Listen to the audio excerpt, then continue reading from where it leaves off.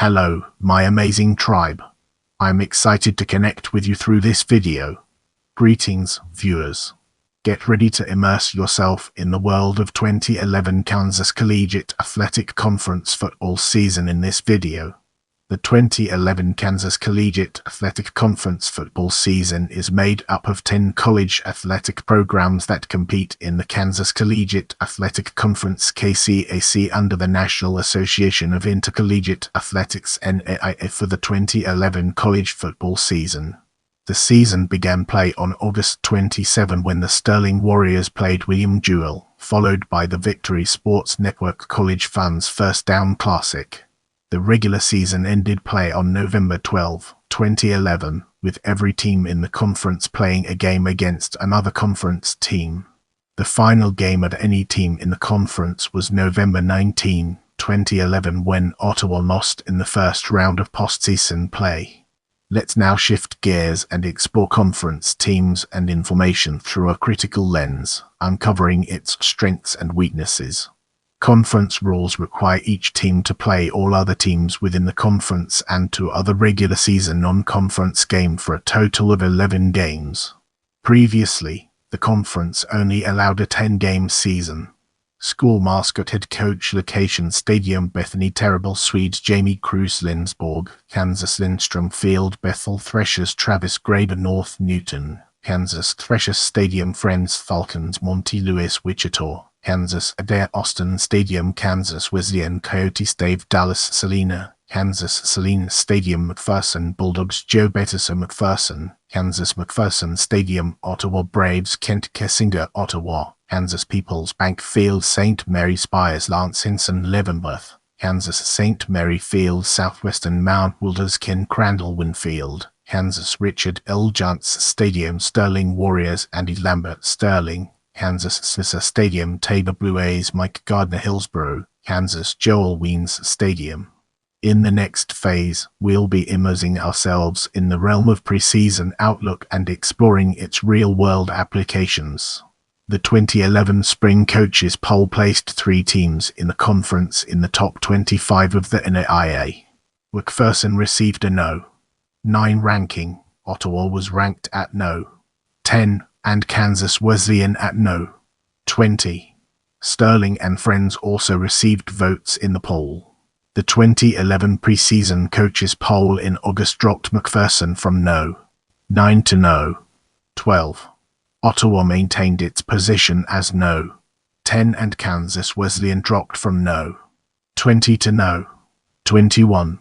As with the spring poll, both Sterling and Friends also received votes. With the groundwork laid, let's now examine schedule and its connections to our previous discussions. Schedule is subject to change. Index to colors and formatting KCAC member 1 KCAC member lost winning team in bold.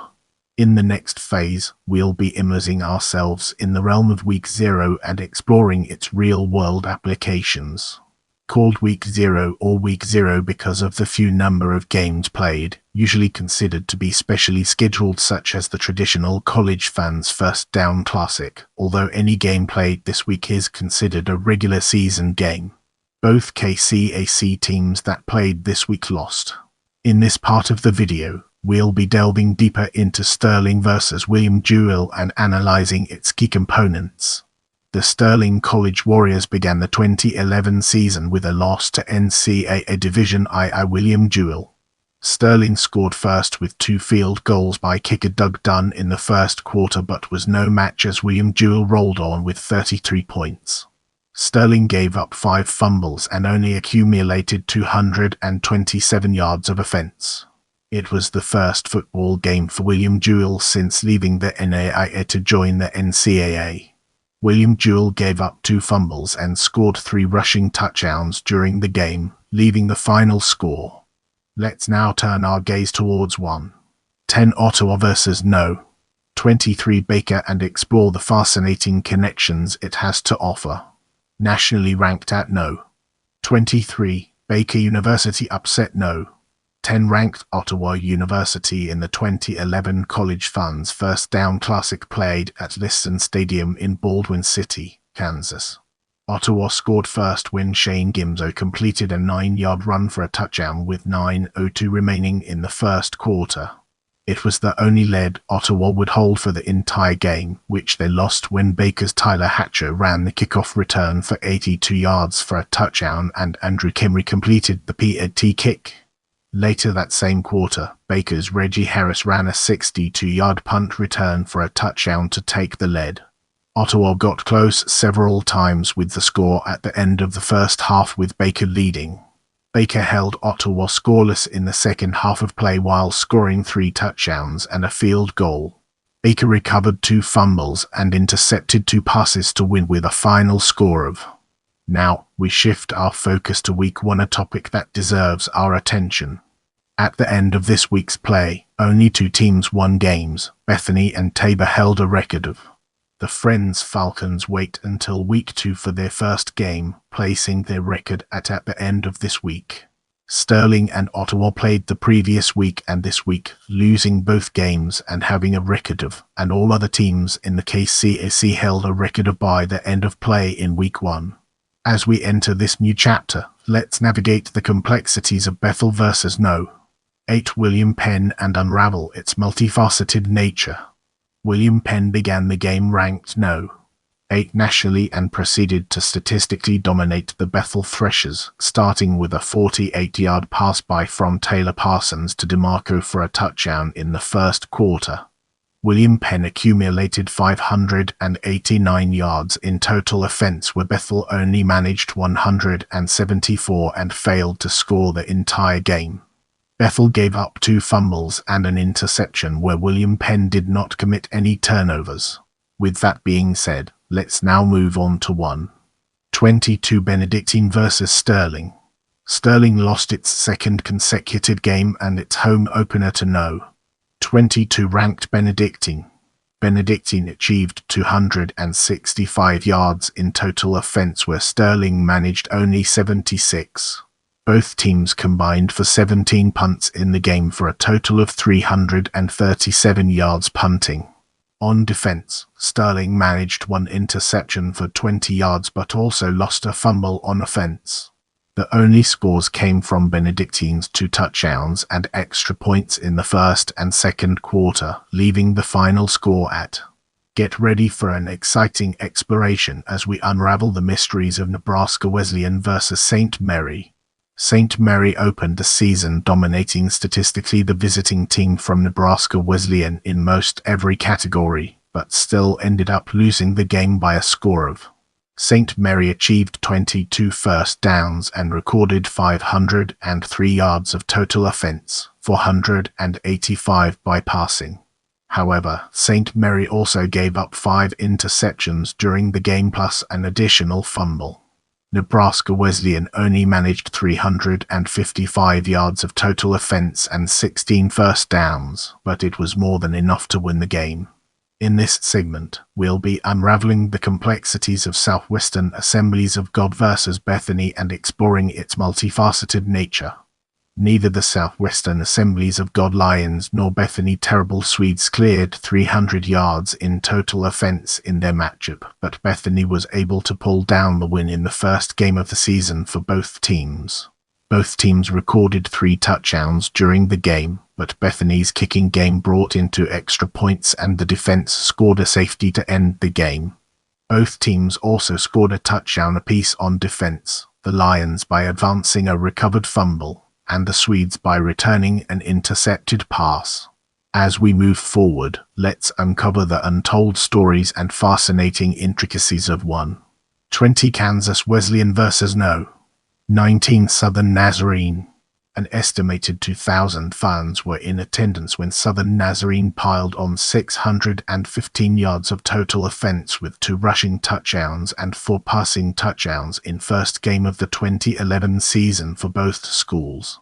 The Crimson Storm defense added another touchdown to the mix when Matt Pruitt managed a 61-yard interception return in the fourth quarter, and kicker Ian Sanders added an additional 10 points with his foot.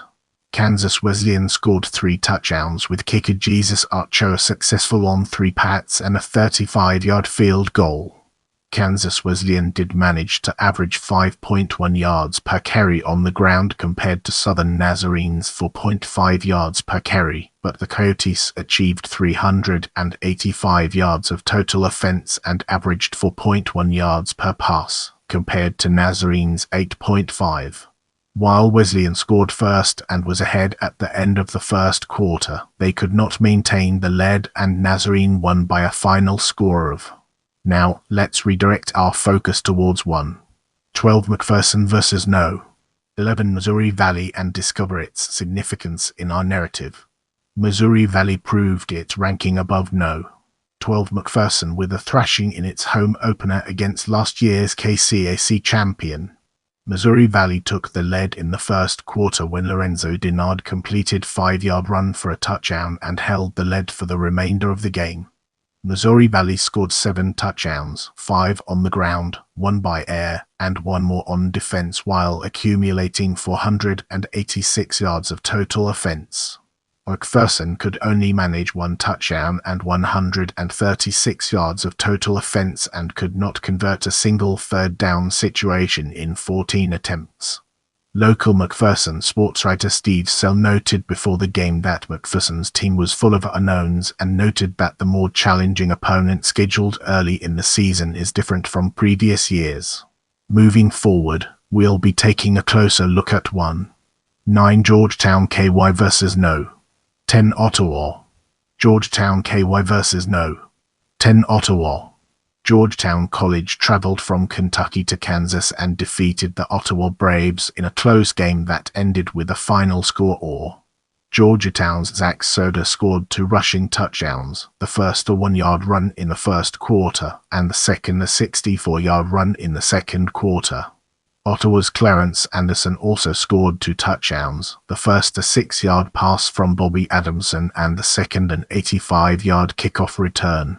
Both teams produced comparable statistics throughout the game, but the difference maker in the score was that 2 of Ottawa's extra point attempts were blocked by the Georgetown defense. As we progress, let's shine a spotlight on Tabor versus Haskell and examine its intricate interplay within our topic. Tabor's James Monroe scored 3 rushing touchdowns and teammate Brandon Johnson ran for 2 more in Tabor's rout of Haskell Indian Nations. Tabor's kicker Anthony Pacheco added 10 more points through the game and quarterback Tim Rosell ran for 1 more.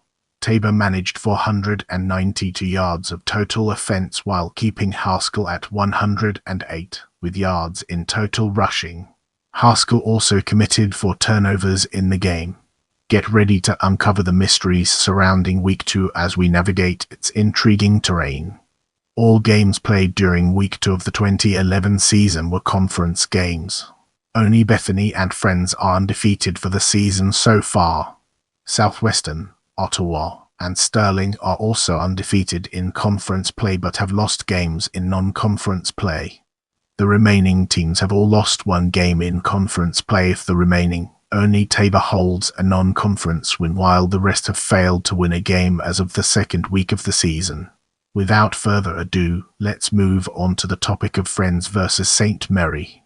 The Friends Falcons came from behind a deficit in the 4th quarter and defeated St. Mary. The previous year, Friends went in the game ranked No. 19 but lost to unranked St. Mary by a score of. Friends produced less total yards of offense, but led a more balanced attack between rushing and passing. St. Mary managed 304 yards of total offense made up of 282 by air and 22 by ground. The Friends defense did manage to get 3 interceptions during the game. Friends later forfeited the game due to the use of an ineligible player. Friends head coach Monty Lewis was suspended for 1 game by the school's athletic department. Get ready to uncover the mysteries surrounding Kansas Wesleyan versus No. 10 Ottawa as we navigate its intriguing terrain.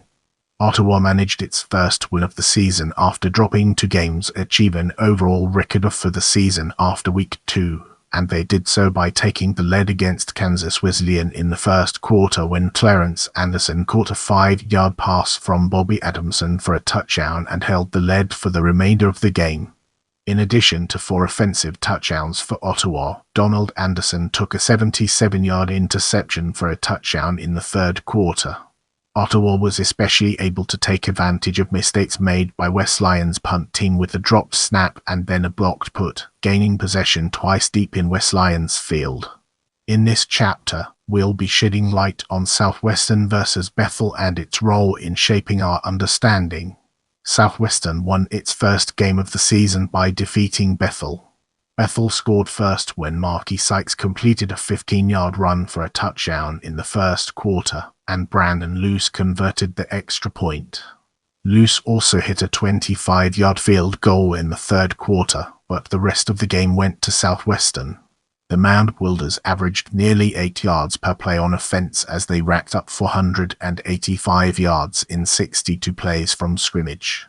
They achieved 21 first downs and 6 touchdowns, 5 rushing, 1 passing, with Austin Leddy successful on 6 extra point kicks plus a 36-yard field goal in the fourth quarter. Now, let's shift our perspective and explore Tabor versus Sterling from a different angle. Sterling held Tabor scoreless until 1:12 remained in the game, when James Monroe completed a 2-yard run for a touchdown and followed up with another carry for the 2-point conversion.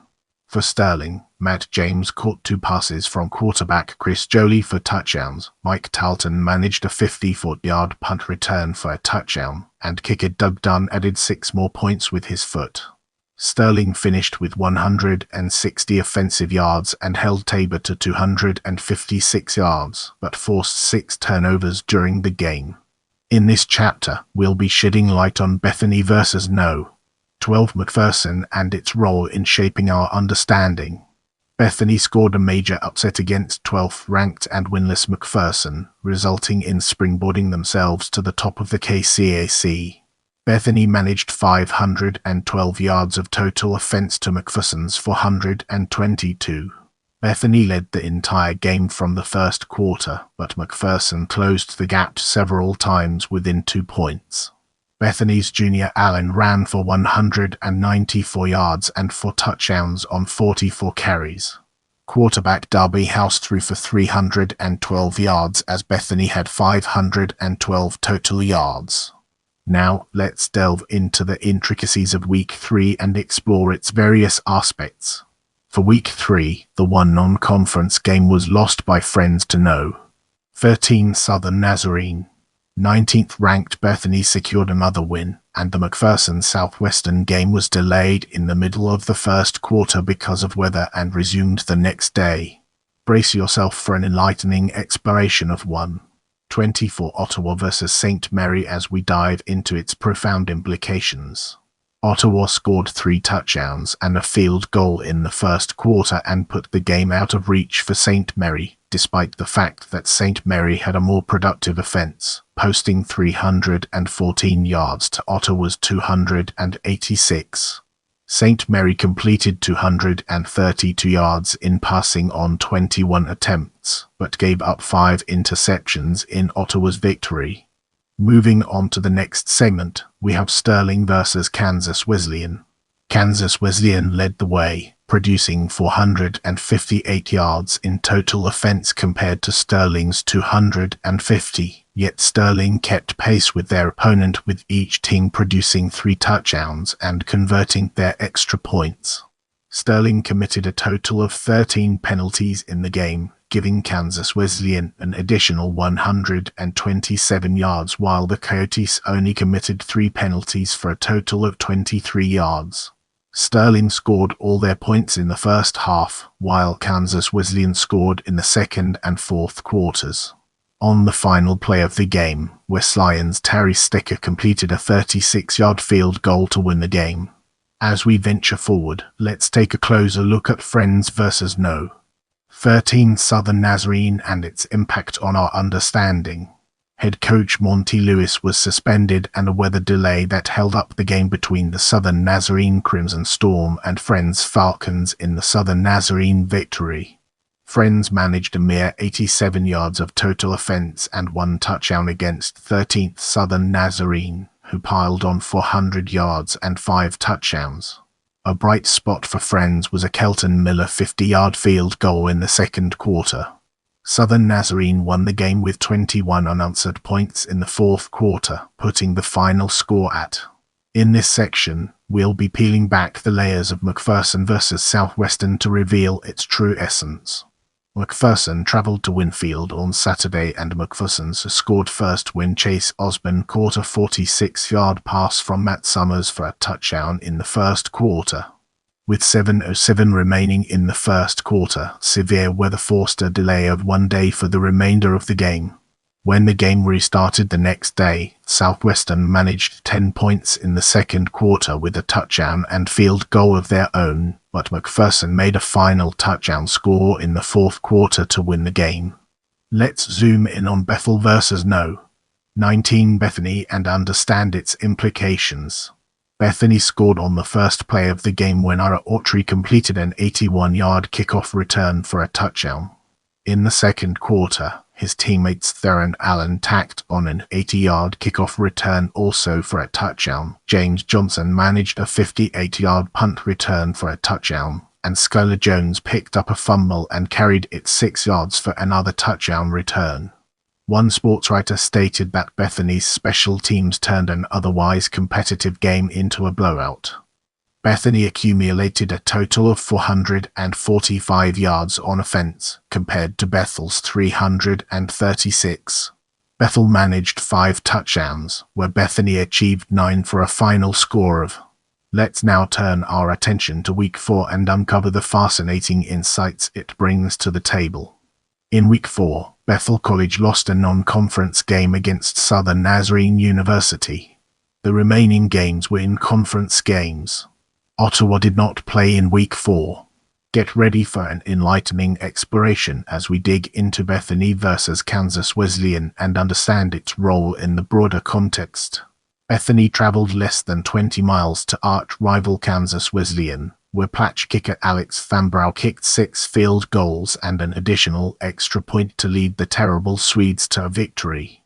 Overall, Bethany piled on 466 yards of total offense and held Kansas Wesleyan to 283. The only player to score besides Fanbrough was Theron Allen on a 35-yard touchdown run in the second quarter. In the upcoming section, we'll be dissecting 1-12 Southern Nazarene versus Bethel and exploring its implications in greater detail. Southern Nazarene's Jaquiel Everhart scored a touchdown with a 6-yard run with 12:53 remaining in the first quarter. 10 seconds later, his teammate Derek Perkins caught a 12-yard pass from quarterback Brady Wardlaw for their team's second touchdown. Through the remainder of the game, Southern Nazarene held the lead and accumulated 650 yards of total offense, 377 rushing, 273 passing, and held Bethel to a total of 154 yards of offense and only 11 yards of rushing. Bethel managed only 11 first downs, 3 which came from penalties, yet punted 12 times during the game. Bethel converted a third down to first down only 1 time in 14 attempts. Southern Nazarene led at halftime and the final score ended at. The time has come to unravel the secrets behind Southwestern versus Sterling and gain a deeper understanding. In November, Sterling self-reported the unintentional use of an ineligible player and as a result forfeited 3 games played during the regular season. The first of those 3 games occurred in Week 4 against Southwestern. The forfeit was declared after the game was played. Prepare yourself for an in-depth analysis of McPherson versus Fanz in this section. Jaron Trotter of Fanz was the first to score on a 5-yard touchdown run in the first quarter, but by the end of the first quarter McPherson took the lead and held it for the rest of the game. Fanz recorded more yards on offense with 326 compared to McPherson's 275. Fanz actually had more rushing yards than McPherson produced in total offense, but 2 lost fumbles and 2 more interceptions led to a final score of with a McPherson victory. Now, let's redirect our focus towards St. Mary versus Tabor and discover its significance in our narrative. St. Mary's David Harley returned a fumble for 1 yard to score a touchdown with exactly 9 minutes left in the first quarter. and his team held the lead for the remainder of the game. St. Mary scored 8 touchdowns with 495 yards of offense, while Tabor managed just 1 touchdown with 286 yards of offense. Tabor was held scoreless in the second half, while St. Mary put up another 10 points toward the final score of. The time has come to unravel the secrets behind Week 5 and gain a deeper understanding. All 10 conference teams played a game in Week 5. 2 teams played outside the conference and picked up non-conference wins as Southwestern defeated Haskell and No. 15 Bethany defeated Avila University. Now, let's shift our attention to 1-15 Bethany versus Avila. Bethany outpaced Avila University in a game that statistically was closely matched between the 2 teams. Bethany put down 364 yards of total offense, compared to Avila's 331. Bethany had 21 first downs compared to Avila's 19. Bethany went 7 for 15 on third down conversions, and Avila went 7 for 17. Both teams were 0 for 1 on fourth down attempts. Each side lost a fumble, but Bethany gave up 2 interceptions where Avila had 0. Despite the similarity of statistics, Bethany pulled off a non-conference win by a score of 30-13. Get ready for an enlightening exploration as we dig into Bethel versus McPherson and understand its role in the broader context. Last season's conference champions lost to last season's conference last place team in a game where the underdog not only won but won as the visiting team. McPherson did manage slightly more production in total offense, but it wasn't enough. Bethel found an edge in going 4 for 4 on fourth down attempts for a first down and took 2 fumbles away from McPherson in their victory. As we transition, let's shed light on Sterling versus St. Mary and its relevance to our ongoing exploration. In November, Sterling self-reported the unintentional use of an ineligible player and as a result, forfeited 3 games played during the regular season. The second of those 3 games occurred in Week 5 against St. Mary. Let's now turn our attention to Haskell versus Southwestern and examine its role within the larger context. Southwestern scored 28 points in the first quarter and did not look back, holding Haskell not only scoreless but without a first down as well. Southwestern accumulated 552 yards of total offense and scored 9 touchdowns, including Lorenzo Fouts' 76-yard punt return in the fourth quarter. The loss put Haskell for the season. Southwestern quarterback Brady May passed for 221 yards and 3 touchdowns in 9 of 10 attempts. In this section, we'll be exploring Tabor versus No. 21 Ottawa. Ottawa's Shane Gimzo ran for 3 touchdowns and threw for 1 more on the way to their team's victory over Tabor. A bright spot for Tabor was Maurice Johnson's 80-yard punt return for a touchdown in the fourth quarter. Tabor was able to achieve just 266 yards of total offense while Ottawa earned 473 yards. Ottawa managed 26 first downs compared to Tabor's 11 and was on third down attempts while Tabor could only convert 1 third down out of 11 attempts. The final score ended with an Ottawa victory. As we transition to the next segment, let's unravel the mysteries surrounding Kansas Wesleyan versus Fanz and gain a fresh perspective. Reinhard Lugalia, a linebacker for Fanz, returned a fumble on the opening kickoff for 10 yards and a touchdown after only 9 seconds of play. Fanz completed a 2-point conversion and held the lead for the rest of the game. Fanz accumulated 630 yards of total offense with 27 first downs and held Kansas Wesleyan to 148 yards and 4 first downs. Fanz also converted 3 for 3 on fourth down attempts. The final score was. In this section, we'll be peeling back the layers of Week 6 to reveal its true essence. McPherson College traveled to California for the lone non-conference game of the week, losing to Azusa Pacific University. Sterling College was idle in Week 6, and all other teams played conference games. In this segment, we'll be unraveling the complexities of Tabor versus Kansas Wesleyan and exploring its multifaceted nature. Tabor took the lead when Anthony Pacheco was successful with a 25-yard field goal in the first quarter. Later in the same quarter, Kansas Wesleyan's Brett Geeson made good on a 5-yard run for a touchdown, and Wesleyan held the lead for the remainder of the game.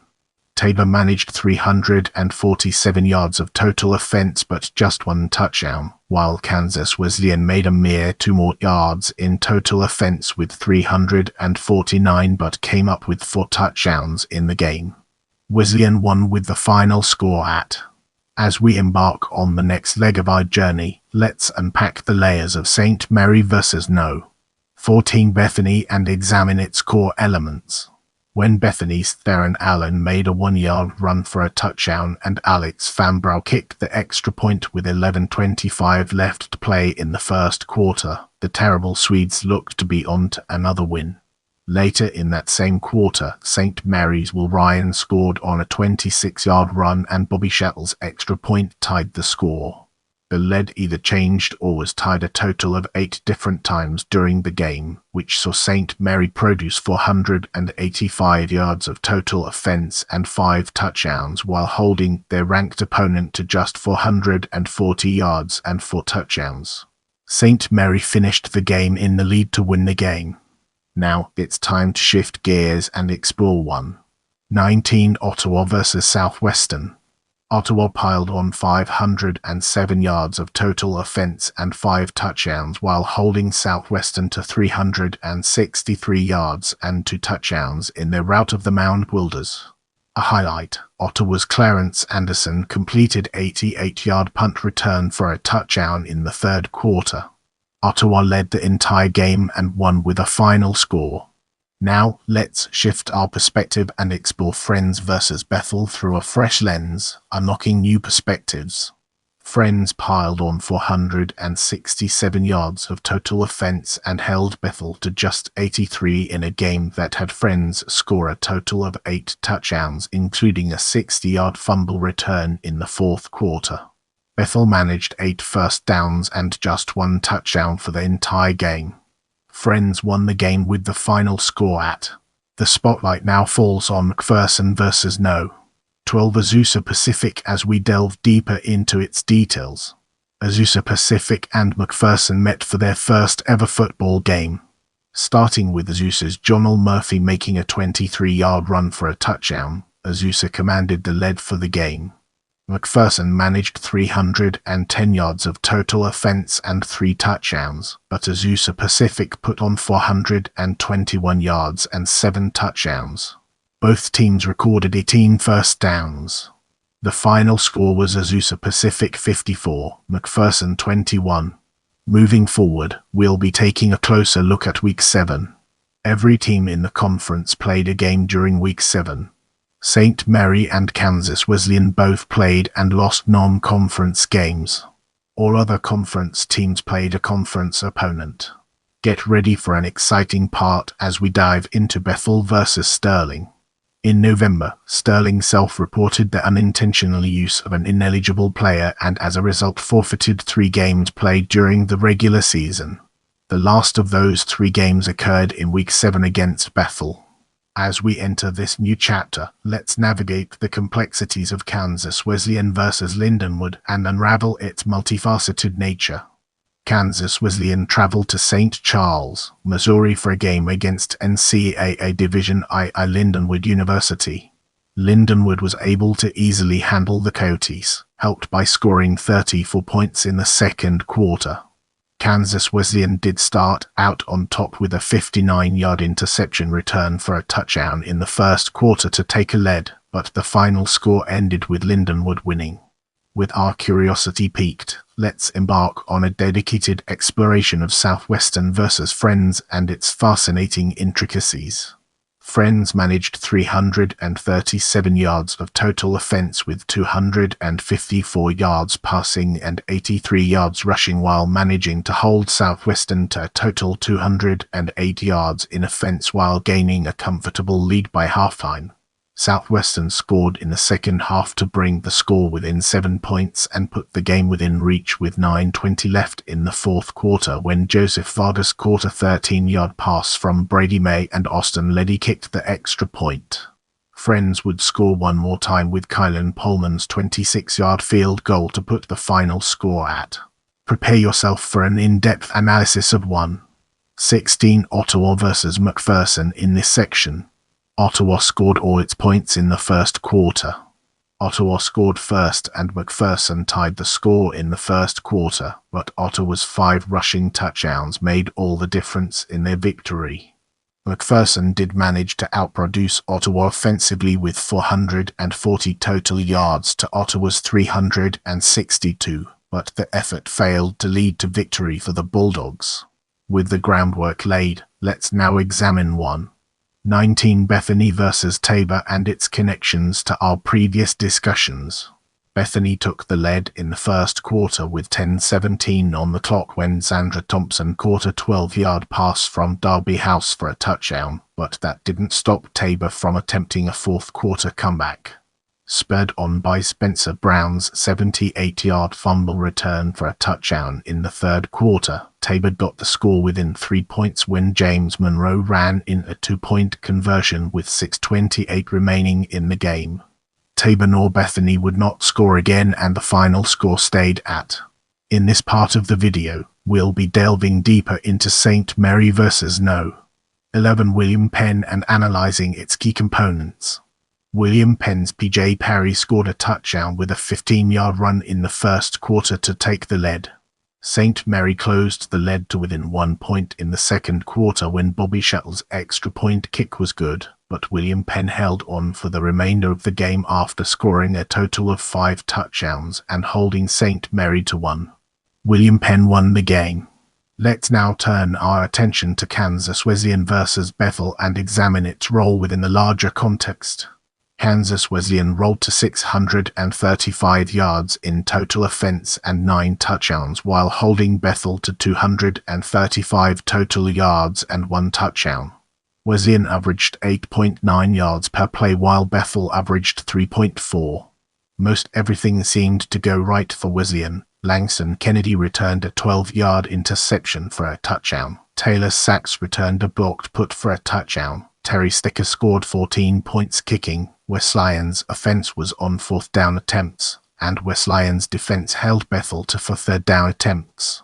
4 athletes for Wesleyan completed at least 1 pass, and 3 of those threw at least 1 touchdown.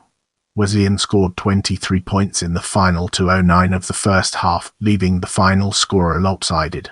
With our curiosity piqued, let's embark on a dedicated exploration of Friends versus No. 20 Bethany and its fascinating intricacies.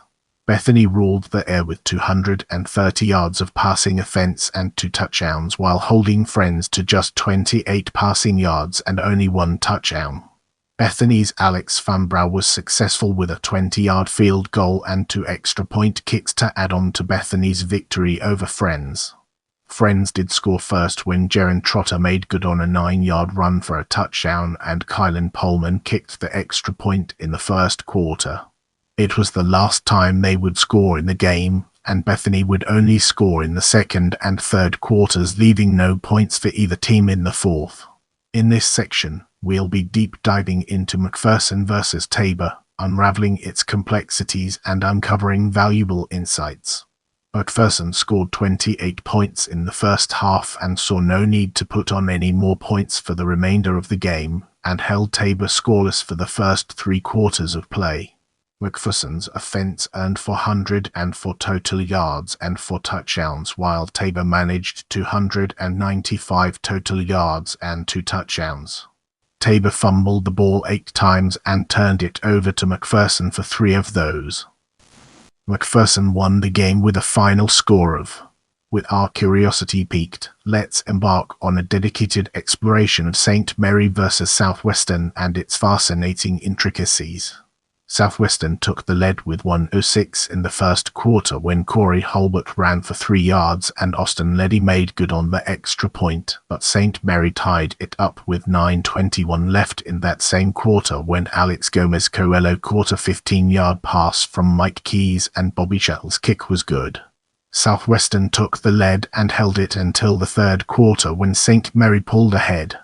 Southwestern then took the lead back in the third quarter and held it for the remainder of the game. However, one source claims that Southwestern never lost the lead the entire game. With our curiosity piqued, let's embark on a dedicated exploration of Sterling versus No. 15 Ottawa and its fascinating intricacies. Ottawa held Sterling to 187 yards in total offense and 1 touchdown while achieving 360 yards and 4 touchdowns themselves. Ottawa took the lead in the first quarter when C.J. Krug caught a 12-yard pass from Bobby Adamson for a touchdown. Sterling's only score came from a touchdown in the first quarter when Brayton Gillen ran 85 yards on an interception return for 6 points. The final score was Ottawa 27, Sterling 6. Now, let's shift our perspective and explore Southwestern versus Kansas Wesleyan through a fresh lens, unlocking new perspectives. Kansas Wesleyan scored 21 points in the first quarter and Southwestern scored 21 points in the fourth quarter in this high-scoring game. The Mound Builders managed 523 yards of total offense and 5 touchdowns while the Coyotes put together 388 total yards and 6 touchdowns. Southwestern was 8 for 19 on third down and 3 for 7 on fourth down, while Wesleyan was 4 for 14 on third and 1 for 2 on fourth. Kansas Wesleyan ended up winning by 10 points. Brace yourself for an in-depth analysis as we navigate through Fanz versus Sterling and its far-reaching implications. Fanz held Sterling to no score and managed 3 touchdowns in their 2011 matchup. Fanz made 1 touchdown passing, 1 rushing, and 1 on defense when Terry Cobb made good on a 36-yard pick. Fanz earned 217 yards of total offense and held Sterling to just 84. Fanz managed 3.4 yards per play and held Sterling to 1.8. The final score was, brace yourselves for the next chapter, where we'll be dissecting 1-14 Ottawa versus No. 18 Bethany. With 12:29 left on the clock in the first quarter, Ottawa's Clarence Anderson caught a 17-yard pass from Bobby Adamson to take the lead. Ottawa held the lead for the remainder of the game, scoring 4 touchdowns and holding Bethany to 2. The final score was Ottawa 30, Bethany 17. With this win, Ottawa secured at least a share of the conference crown. As we enter this new phase, let's navigate the complexities of McPherson versus St. Mary and discover its practical applications. With 6:57 left in the first quarter, St. Mary's Chris Bash grabbed an interception and ran it 30 yards for a touchdown. St. Mary held the lead for the remainder of the game. Twice McPherson got within 3 points at the end of the first quarter and then again at the end of the game, and McPherson's offense outproduced St. Mary by 476 total yards to 295. McPherson also earned 27 first downs while St. Mary only made 14. McPherson was on fourth down while St. Mary was, and McPherson managed 6.3 yards per play while holding St. Mary to 5.4. St. Mary managed better results in several areas: 5 penalties for 45 yards to McPherson's 10 for 99, 2 interceptions to 0, and 10 points by kicking to McPherson's 7. It was the 3 extra kicking points that made the difference in the score as St. Mary won. Our focus now turns to Tabor versus Bethel, an important aspect of our discussion. All points were scored in the first half during this game between Tabor and Bethel. Tabor scored first when Dury Gardner caught a 21-yard pass from Simon McKee, and then Anthony Pacheco kicked the extra point to take the lead in the first. Bethel's Jordan Owen completed a 3-yard run for a touchdown, and Brandon Lewis's kick after tied the score. Still in the first quarter, Tabor took the lead back when Simon McKee carried the ball 1 yard to score, and Anthony Pacheco made a second extra point to bring the score. In the second quarter, Tabor's James Monroe delivered a 98-yard run to the end zone for the final score of the game to put it at. Let's now venture into the realm of Kansas Wesleyan versus McPherson and explore the fascinating intricacies it holds.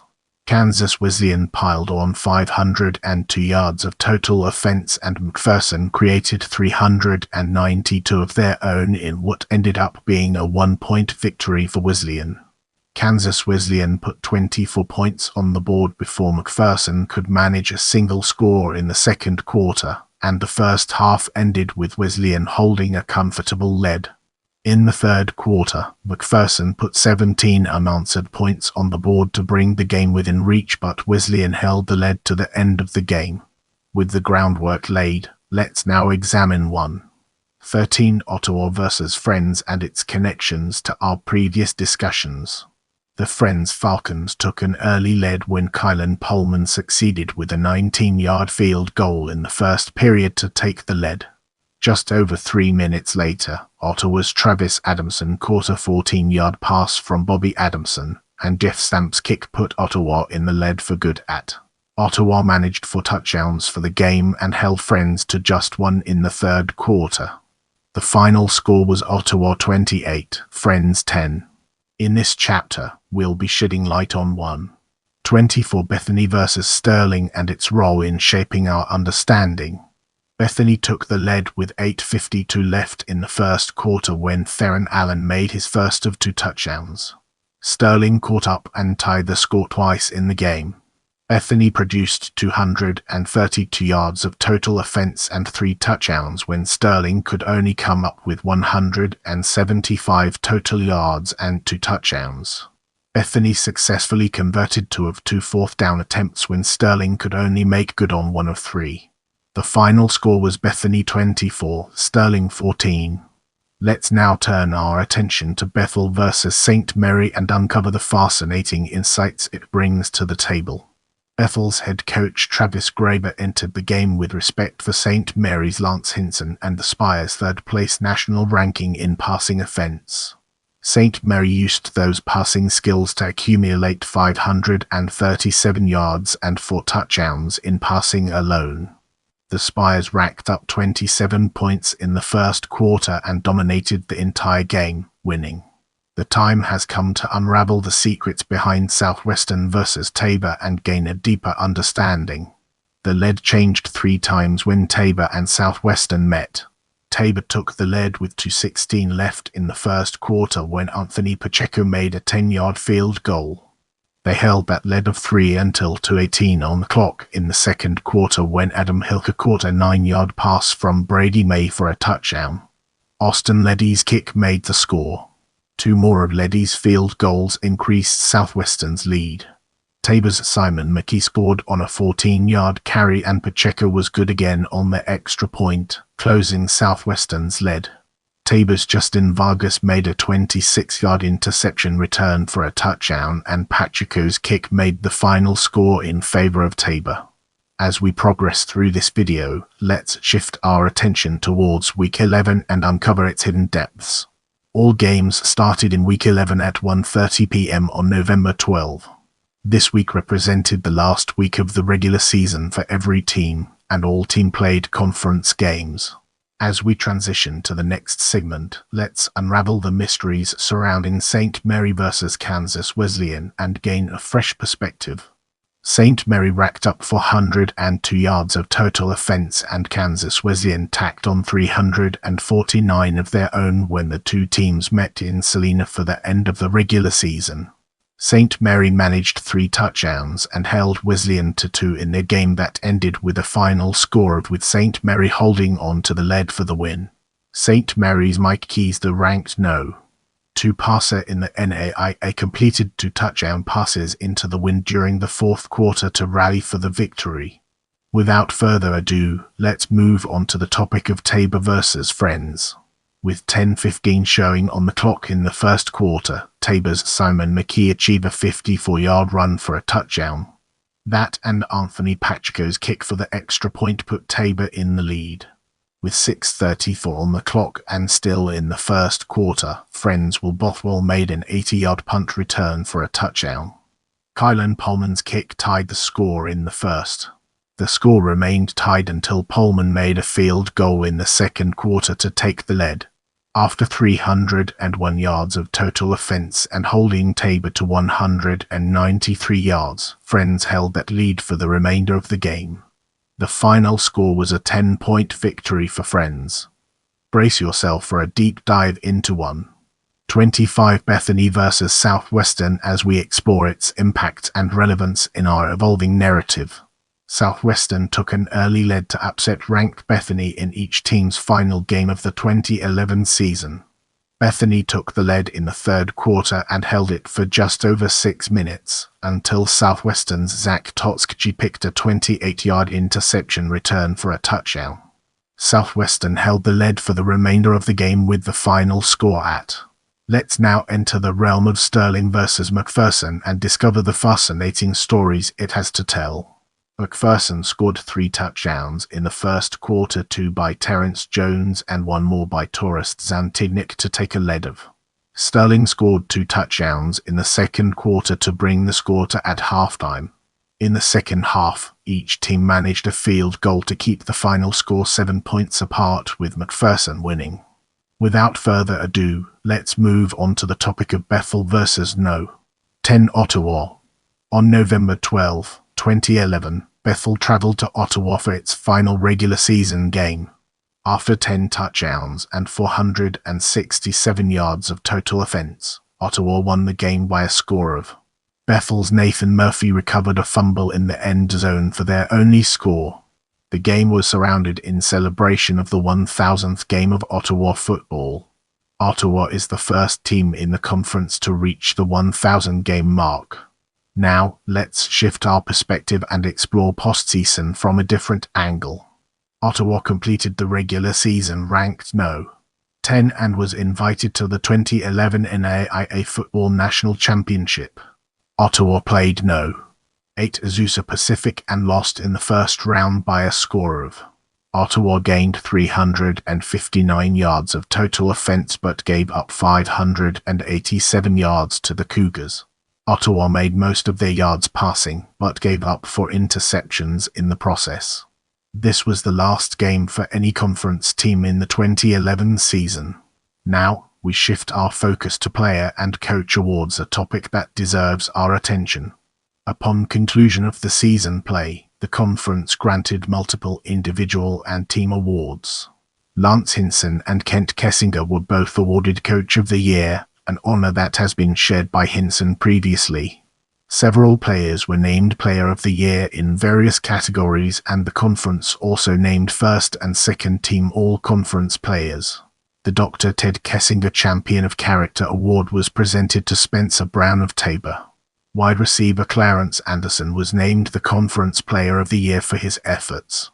Anderson concluded the season ranked No. 1 in NAIA Division I in 3 categories: all-purpose yards 1,981, punt return yards per attempt 21.8, and in total punt returns 501. He was ranked second in 3 other categories and was ranked 6 or above in a total of 12 statistical categories. Offensive Player of the Year went to Bethany running back Ferron Jr. Allen. Allen concluded the season with national rankings of No. 1 for all-purpose per game 170.9 and No. 2 for total rushing 1,404, rushing yards per game 127.6, and all-purpose yards 1,880. Defensive Player of the Year was awarded to Dexter Davis of Fanz. At defensive end, Davis led the nation in sacks per game 1.4 and total sacks 14.